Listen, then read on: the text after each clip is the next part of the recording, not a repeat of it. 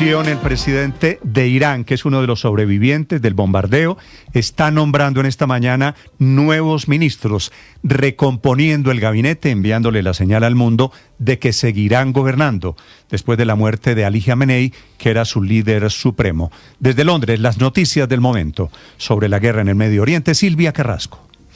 Sí, Néstor, el gobierno iraní está tratando de recomponerse y lo que han nombrado es el nuevo ministro de Defensa, que es el jefe de la Guardia Revolucionaria, Majid Ebn el-Rezi. Es el nuevo ministro de Defensa.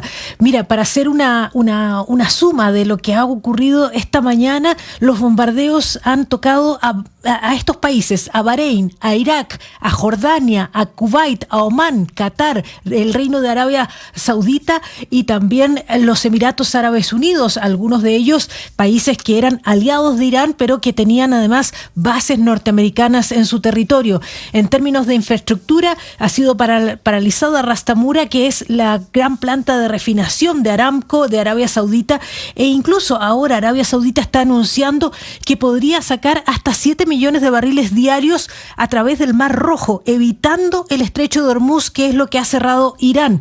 Por otra parte, en Qatar han sido dos las plantas de gas licuado que han sido atacadas por drones. Se está evaluando cuáles son los daños y por ahora está completamente paralizada la producción de gas natural por parte de Qatar. Eso es lo que sabemos en este minuto. En el Líbano son 31 personas las que han muerto por los bombardeos de esta mañana de Israel. Néstor. Profesor Javier Gil, en España, buenos días. Buenos días. El profesor Javier Gil es un investigador, un escritor de libros sobre Irán, una de las autoridades en la materia. Su libro, La sombra del Ayatolá, una historia de la República Islámica de Irán.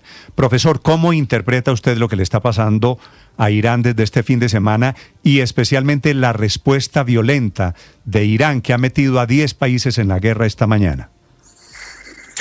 Bueno, Irán se enfrenta a una amenaza existencial. Parece que tanto Israel como Estados Unidos están trabajando para posibilitar un cambio de régimen en el país. Y Irán pues está respondiendo de forma acorde a esta amenaza, ¿no? La mayor preocupación de los líderes de la República Islámica es la supervivencia del régimen, la continuidad de la República Islámica. Y parece ser que las autoridades iraníes piensan que la mejor forma de parar esta ofensiva estadounidense-israelí es atacando a todos sus vecinos que no les han atacado a ellos, a estas monarquías árabes del Golfo Pérsico, para que cunda el pánico en la región, cunda el pánico en los mercados internacionales y esto obligue a que Trump se sienta presionado y ponga fin a esta ofensiva militar. En vez de centrarse en una respuesta contundente contra Israel, lo que estamos viendo es que la mayoría de los misiles y los drones iraníes van dirigidos contra países pues, que eran neutrales, como Kuwait, como Bahrein, como Qatar, como Arabia Saudita, como Emiratos Árabes Unidos o incluso Omán, ¿no? Y yo creo que están haciendo todo esto porque quieren desatar el miedo de estos países y que estos países presionen a la Casa Blanca para poner fin a la guerra cuanto antes. Y yo creo que ahora mismo esta es la estrategia iraní. Profesor Gil, ¿en qué momento Irán se convirtió en una república islámica? Bueno, esto ocurrió en 1979, tras más de un año de protestas y de revolución. En aquel año, Irán pasó de ser una monarquía bajo la dinastía Pahlaví, a ser una república islámica. Y Irán pasó de ser uno de los mayores aliados de Estados Unidos y de Occidente en la región, uno de los países más cercanos a Israel, uno de los países garantes de la estabilidad en la región, un país abierto al mundo, un país integrado en la economía internacional, un país integrado en la comunidad internacional. Pues ese año pasó a ser una república islámica, un régimen político inédito en la historia de Oriente Medio y en la historia del Islam. Nunca antes había habido un régimen político como tal. Y pasó a ser el mayor enemigo de Estados Unidos en la región, el mayor enemigo de Israel en la región, el mayor enemigo de Occidente en la región. Y pasó a ser un foco de inestabilidad, ¿no? Si Irán con la monarquía Pahlaví pues era un gobierno aliado del resto de monarquías de la región, un gobierno que luchaba contra las guerrillas comunistas, contra la influencia soviética en la región, pues Irán con la República Islámica pues pasa a ser un gobierno que pues exporta este terrorismo islamista y que trata de expulsar a Estados Unidos de la región. Profesor Gil, ¿cómo fue posible que llegaran con un idioma nuevo en esta República Islámica nueva después de la caída del Shah? El Shah que terminó, entre otras cosas, viviendo aquí al lado nuestro en Panamá. Importaron idioma, ¿no es verdad? Cambiaron la bandera, cambiaron el himno, impusieron un régimen totalmente diferente a lo que había sido la histórica, la tradicional Persia. ¿Cómo fue posible eso de un momento para otro? Sí, efectivamente, Irán, Persia, llevaba siendo una monarquía durante 2500 años, ¿no? Distintas dinastías, distintos reyes, pero esa es la tradición histórica de Irán. Nunca antes los clérigos se habían hecho con el poder. Bueno, no es que Jomeini presentara un programa detallado de qué es lo que iba a hacer después. Jomeini pues usó eslóganes muy sencillos, como se hacen siempre las revoluciones, y el eslogan de Jomeini pues era: el Islam es la solución a todos los problemas, el Islam es la solución. Acusó al Shah de haber corrompido al país, de haber creado una nueva Babilonia decadente en Irán, acusó al Shah de ser un lacayo, un perro al servicio de Europa y de Estados Unidos, y prometió pues que, retornando el Islam al corazón de la sociedad y la política iraní, pues Irán volvería a ser un país orgulloso de nuevo, Irán volvería a ser un país independiente de nuevo, Irán volvería a ser un país libre de nuevo, ¿no?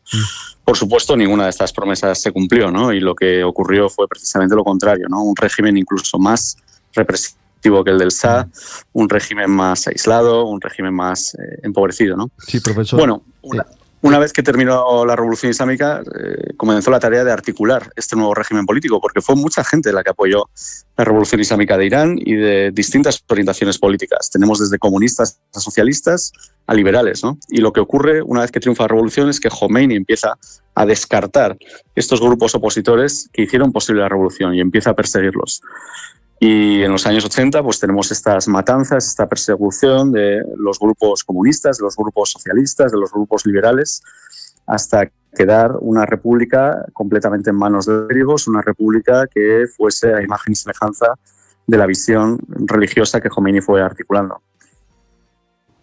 Profesor Gil, ¿qué tantas de las denuncias que hizo en su momento el ayatollah Jomeini sobre el Shah eran ciertas? Lo deforman, lo pintan como el epicentro de la corrupción, como usted nos cuenta, como un perro guardián al servicio de los intereses de los Estados Unidos, pero ¿qué tan inconforme estaban los iraníes con el Shah y qué tanto de lo que se decía habían sido las irregularidades o corrupción cometidas por él fueron ciertos?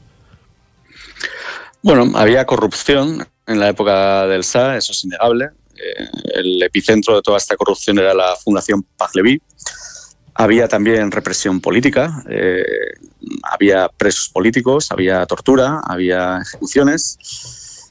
Y bueno, pues Irán era una autocracia, pero es verdad que había una gran libertad social, el Shah era un modernizador y había también una mayor libertad económica de la que hay ahora. Jomeini no restaura las libertades políticas, sigue sin haber libertad política y limita incluso más pues, todas estas libertades económicas y sociales. Para que nos hagamos una idea de la diferencia entre ambos regímenes, el número de muertes, de asesinatos políticos en la época del Shah durante casi 40 años se estima en unos 3.000, 4.000 personas durante 40 años. Bien, es una cifra menor de los muertos civiles de hace 2 meses en las protestas de enero, ¿no? La República Islámica en 2 días ha asesinado a más gente que todos los que murieron durante la monarquía del Shah en 40 años, ¿no? Pero es que esta represión de hace 2 meses no es la única que ha cometido la República Islámica, esto es algo recurrente. Irán, con la República Islámica, es el segundo país del mundo con mayor número de ejecuciones al año después de China. Pero en China estamos hablando de un país de 1.500 millones de habitantes. En Irán estamos hablando de un país de 90 millones de habitantes, ¿no? Y Irán es el segundo país del mundo en ejecuciones. Con lo cual, pues bueno, aunque había una represión en la época del Shah, había una corrupción, pues palidece en comparación con todo lo que vino después con la República Islámica. Profesor Gil, sobre lo que viene para Irán, en estos días, sobre todo aquí en Europa, se especula sobre quiénes pueden ser o quiénes son los opositores al régimen, quiénes tendrían capacidad para sustituir, si se me permite la expresión, en el poder a los ayatolás. ¿Usted cree que hay como tal una oposición articulada, más allá de que la gente haya salido a la calle masivamente a protestar por sus condiciones? ¿Usted cree que hay una entidad opositora con capacidad suficiente, con tejido sobre el terreno para convertirse en alternativa a los ayatolás desde un punto de vista político y ejecutivo en la capacidad para gobernar el país? No, y esta es la principal baza de la República Islámica. La República Islámica, si en algo han sido muy eficientes a lo largo de las últimas décadas, es en asegurarse de que la oposición esté en el exilio o en los cementerios. Y actualmente dentro de Irán no hay una oposición organizada, una oposición jerarquizada, una oposición que cuente con un liderazgo claro y carismático. La oposición se encuentra en el exilio y ahí tenemos a distintos grupos que se odian entre sí y cuya influencia e impacto dentro de Irán pues es discutible, ¿no? Tenemos al Mojahedin Khalq, tenemos al SA y tenemos a otras organizaciones, ¿no? Y tenemos visiones muy distintas sobre cómo debería configurarse un Irán después de la República Islámica, desde una monarquía constitucional como la española hasta una república laica como la francesa. El problema es que en Irán, aunque hay un gran descontento social, aunque hay una gran frustración y hartazgo social, pues no hay una organización sobre el terreno articulada que sea capaz de canalizar ese hartazgo, esa frustración en una acción política efectiva, ¿no?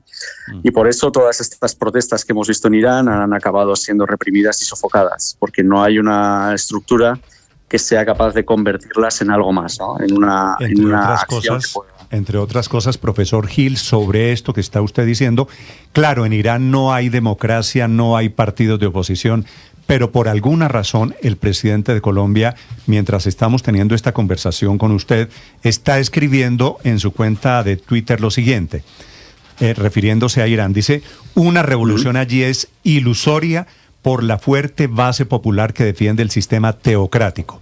¿Esto es cierto? ¿El régimen de los ayatolás, la República Islámica, tiene apoyo popular en Irán? ¿Hay posibilidades de saber que esto sea cierto? No, hay una mayoría social que rechaza a la República Islámica, que está harta. A ver, sí que hay elecciones en Irán y sí que hay partidos políticos en Irán. El presidente es elegido por la gente, el parlamento es elegido por la gente. La trampa es que el propio régimen elige quiénes se pueden presentar. Con lo cual los partidos políticos que concurren al Parlamento... no, a eso me refiero. Es igual que la democracia en Cuba, sí, que es una democracia de un solo partido. Concurren a la presidencia, exacto. No, aquí hay distintos partidos y distintas facciones, pero es el propio régimen el que permite a ciertos candidatos o a ciertos partidos concurrir a las elecciones. Con lo cual, cuando los iraníes acuden a votar, sí, eligen un menú limitado elegido por el propio régimen.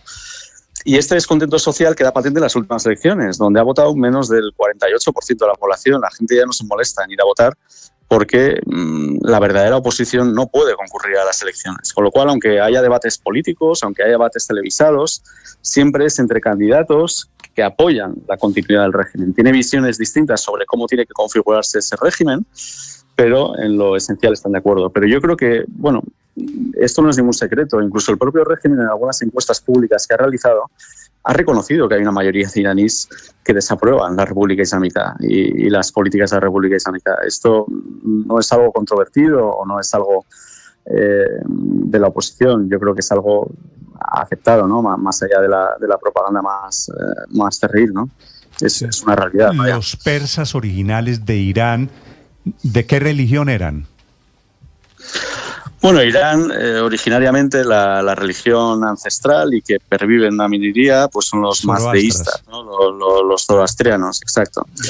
Pero hoy en día, pues es una minoría muy exigua, ¿no? En el siglo VII, Irán, Persia, como se llamaba en aquel momento, como era conocido en aquel momento, pues fue conquistado por los árabes. Los árabes trajeron el Islam y durante muchos siglos Irán fue un país sunita. Hasta que en el siglo XVI una nueva dinastía tomó el poder, la dinastía safávida, y el primer shah de esta dinastía, Ismail I, decretó la conversión forzosa del país al chiismo. Con lo cual, desde hace 500 años, por una decisión de un rey, de un shah, Irán pasó a ser un país chiita, ¿no? Y fue una decisión impuesta desde arriba, ¿no? A los clérigos que se negaron a aceptar esta conversión forzosa, pues o se les ejecutó o se les mandó al exilio. Y bueno, pues esta es la realidad de Irán. Irán es un país pagano hasta el siglo VII, a partir del siglo VII un país de mayoría sunita y a partir del siglo XVI pues un país chiita, ¿no? Estas son las 3 transiciones que ha experimentado Irán. Profesor Gil, le quiero preguntar ahora, volviendo más a la actualidad, si uno quiere leer el ajedrez de Estados Unidos, ha ido cortándole la cabeza a cada uno de los regímenes con que estaba vinculado Irán, o sea, Venezuela, Hezbolá. La pregunta es, ¿quiénes más debieran, con vínculos fuertes con Irán, debieran estar temiendo ahora la represalia de Estados Unidos? Bueno, a Irán ya no le quedan muchos aliados en la región. Cuenta todavía con el apoyo de los hutíes. Yemen es un país que está sumido en una guerra civil y el bando insurrecto, los hutíes, que están situados al norte del país, están apoyados por Yemen, pero no es el gobierno reconocido por la comunidad internacional. Cuenta también con el apoyo de Hezbolá, que no es tampoco un gobierno, no es un estado dentro del estado libanés, es una milicia, un grupo paramilitar. Un estado paralelo que hay en Líbano, pero que ha sido diezmado después de los ataques de Israel. Y bueno, pues Irán ahora mismo se encuentra prácticamente sin aliados, ¿no? Y esto también explica el ataque que estamos viendo ahora. Una de las líneas de defensa de Irán era toda esta red que habían ido tejiendo de milicias aliadas en la región. Y Israel, desde la masacre del 7 de octubre, ha ido sistemáticamente eliminando esta red de milicias, ¿no? Y ahora están atacando, como se dice en Israel, como dicen los políticos israelíes, lo que ellos llaman la cabeza de la serpiente, ¿no? Una vez que han atacado ya la cola, en Yemen, en Líbano, en Siria, en Irak, pues ahora el corazón de todo ese sistema que es Irán, ¿no? Y bueno, pues aunque hemos visto manifestaciones en Irak, la entrada de Hezbolá en el conflicto, bueno, es de una intensidad mucho más baja de lo que habría sido hace 2 años, cuando todas estas milicias aliadas de Irán estaban en pleno apogeo. Profesor Javier, si Irán es un país teocrático, un país musulmán, ¿por qué ataca a los países musulmanes vecinos rompiendo esa solidaridad religiosa? Bueno, primero está atacando monarquías. La República Islámica no deja de ser un régimen revolucionario que siempre ha articulado un discurso en contra de la idea de las monarquías como algo que es anatema en el Islam, y esto ocasionó muchos problemas entre Irán y sus vecinos desde el triunfo de la Revolución Islámica, ¿no? Khomeini llamó a sublevarse a la población de Arabia Saudita. Bueno, los roces han sido constantes con estos vecinos, ¿no? Y no dejan de ser también vecinos árabes. Irán es un país de mayoría persa, pues ahí también hay un nacionalismo en juego que es importante. Y luego son países también cuyos gobiernos son sunitas y Irán es un país chiita. Bueno, pues hay estas diferencias, ¿no? En la cultura, en la organización política, en la rama religiosa a la que se adscribe cada grupo, que les separan. Pero bueno, Irán no está atacando a estos países por estas razones. Irán está atacando a estos países por razones meramente políticas. A Irán solo le preocupa, bueno, cuando hablo de Irán me refiero al régimen iraní, solo le preocupa la supervivencia de la República Islámica, ¿no? Y juzgan que esta expansión de la guerra, esta internacionalización de la guerra, juega a su favor. Sí. Profesor Gil, si a Irán solo le importa su propia supervivencia, ¿por qué los lazos de Irán en América Latina en particular? ¿Qué de ese mito alrededor de los apoyos de Irán a grupos terroristas, a su expansión en América Latina, a sus manos cerca a Venezuela? ¿Qué de eso, qué es cierto de eso, de esa gran cantidad de mitos que hay? Bueno, Irán ha buscado aliados ahí donde ha podido, ¿no? Y bueno, pues en los años 80 estableció alianzas con grupos terroristas europeos, estableció alianzas con gobiernos que eran muy distintos al de Irán y con una agenda política muy distinta al de Irán, como la Siria de la familia Assad. Y bueno, pues en Latinoamérica, con el auge de Hugo Chávez, pues vio una ventana de oportunidad de establecer una presencia en Latinoamérica, cerca de Estados Unidos, donde poder hacer daño a Estados Unidos, pues en Venezuela, en Nicaragua, en Cuba, en estos países, ¿no? No es que les una agenda política común, les une un enemigo común, ¿no? Y ese enemigo común pues es Estados Unidos, de forma concreta, y de forma más abstracta, pues el liberalismo, la cultura occidental y todo esto, ¿no? Bueno, pues es parte del pragmatismo iraní de buscar aliados ahí donde pueden, ¿no? Y si estos aliados son comunistas, o son populistas, o son nacionalistas, eso importa poco, ¿no? Irán es un país aislado, es un país que es un paria y que trata de romper ese aislamiento pues como pueda, ¿no? Y si ve una ventana de oportunidad en Latinoamérica que le ayude a exportar petróleo, que le ayude a saltarse las sanciones económicas, que le ayude a llevar a cabo sus actividades terroristas, pues lo hará, ¿no? Es el profesor Javier Gil, español, uno de los grandes expertos internacionales sobre el pasado y el presente de Irán. Un gusto saludarlo, profesor Gil. Gracias por acompañarnos esta mañana de lunes. De acuerdo, muchas gracias. A usted gracias, Felipe. Como se da cuenta, un experto muy importante sobre el tema está escribiendo el